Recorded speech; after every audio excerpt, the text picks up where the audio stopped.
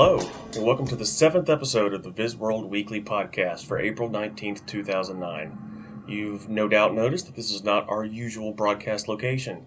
That's because I'm on site this week for the Department of Energy Computer Graphics Forum in Monterey, California, where I'm staying at the luxurious Hilton Garden Inn, which puts a Herman Miller chair in every room. That's right. So, this week on the forums we asked, what visualization package do you prefer? Nobody's answered. So go to the website, fill out your answers, justify them, and then maybe we can do a special on it in a couple days. So without further ado, let's get started. First up, hardware. Hardware news this week carried a lot of new announcements about 3D televisions, surprisingly. First off, JVC announced that they'd be demonstrating a new 3D television at NAB. They're calling it the GD46 3D10. It uses Arasawa's XPAL stereoscopic 3D technology with an optical device bonded directly onto the micropolarized LCD displays. So what does all this mean? That means you still have to wear glasses. The age of glasses-free 3D television is not here yet. Right on the heels of that, Philips announced that they're just going to shut down their 3D television division entirely. I quote, "Unfortunately, the current market developments no longer justify such a proactive approach." It's a little surprising to see them shutting it down instead of cutting the fat elsewhere. Shutting down new research and technologies is usually not a good idea. But of course, what are you going to watch on all these 3D televisions? Well, AMG has come out. You've probably never heard of them, but they were just bought by Signet International Holdings, a publicly traded company led by former TV executive Tom Donaldson and boxing promoter Ernie Letiziano. So they're buying AMG TV, which is a modest affiliate station, carries lots of different channels. And they've announced a partnership with Kerner Broadcasting Corporation. Now, Kerner is a spinoff from Lucasfilm's ILM division that has a lot of technology on 3D video. Now, they expect to be able to carry several hours of 3D programming a day by the end of this year. But what's more interesting is they announced that they're working on a 3D set-top box for a price point of $50 that will convert any high-definition TV into a 3D-capable display. I don't frankly see how they're going to do this except for with shutter glasses.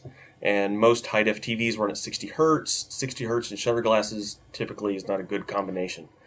But maybe we'll get some more news about that in the future. Now, we had talked about just a few weeks ago AMD talking about a new 40nm graphics process board. And lo and behold, it's out. The HD 4770. They're showing that it's coming out at a $99 price point. It's the world's first 40nm chip, they're saying. And they're benchmarking it against a GeForce 8800 GT and a GeForce 9800 GT. And it beats the pants off both of them.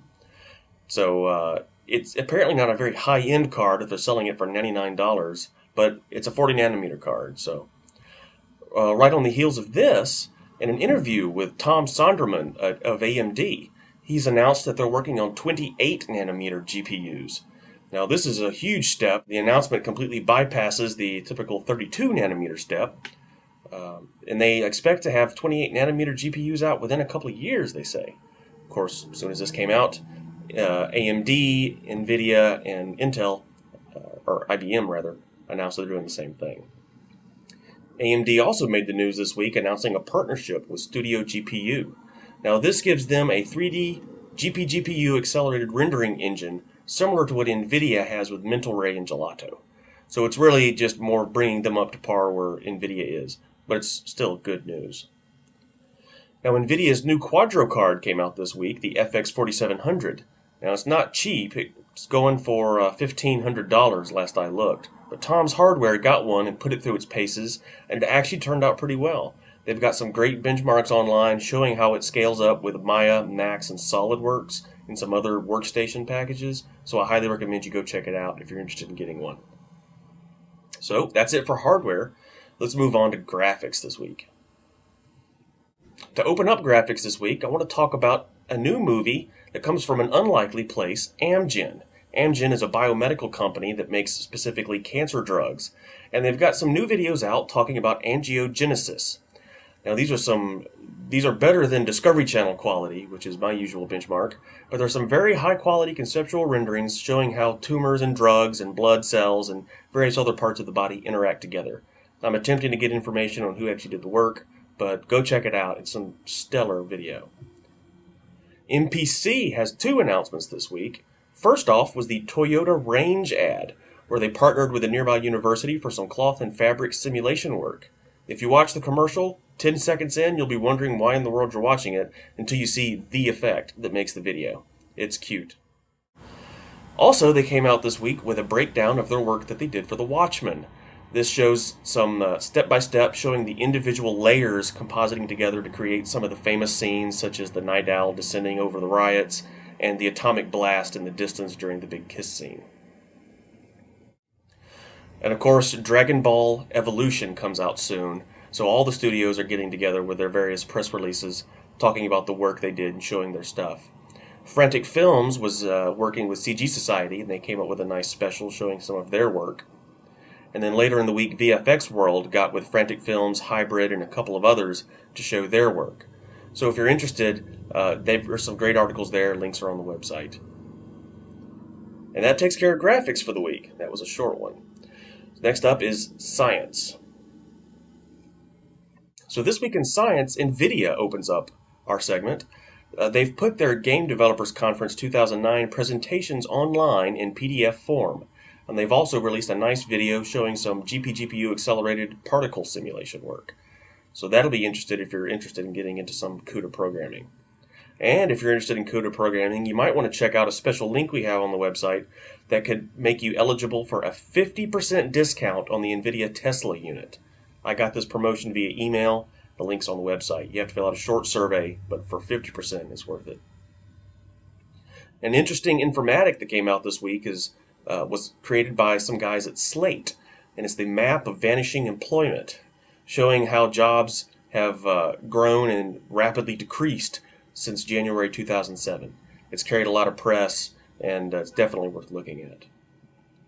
Now, if you've done any work in scientific or information visualization, then no doubt you've had somebody come to you and ask, why? What's the point? I don't see it doing anything. Well, if you've ever had that, then here's a good reason you can throw back at them.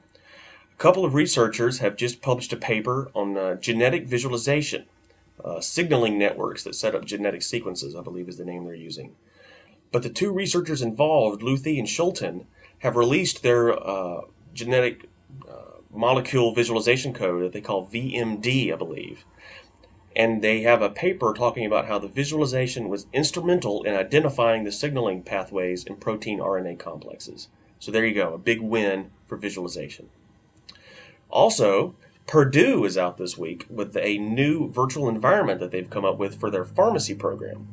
Apparently, pharmacists at certain points are required to interact with drugs that are very susceptible to contamination from environmental factors, so they have to be done in a clean room. But most pharmacists get their actual degree and leave the university having never actually stepped foot in one of these. So they've created a virtual environment that seems somewhat akin to a cave, but it does have a desktop component that allows them to work within a virtual clean room. So it's a great educational tool, and they've got some interesting demonstration videos. And lastly this week is a somewhat entertaining one called The Geography of Buzz. Elizabeth Curd and Sarah Williams took several photographs from major publications, connected them together, geolocated them, and created some heat maps of West California and New York, showing where various buzz-type events happen, such as Broadway show openings, celebrity gatherings, parties, cameras, photography, so on and so forth. They were able to reveal some interesting intricacies of how these various things cross-correlate, such as the night that a Broadway show opens, there's of course a huge conglomeration of celebrities there too for the opening night. So that does it for this week. Be sure to keep checking back. I'm going to try to post some stuff from DOE CGF that'll be of interest to all you scientific visualization types out there. And with any luck, I'll have a couple of special interviews coming up later this week. So I hope you enjoyed it. See you again soon.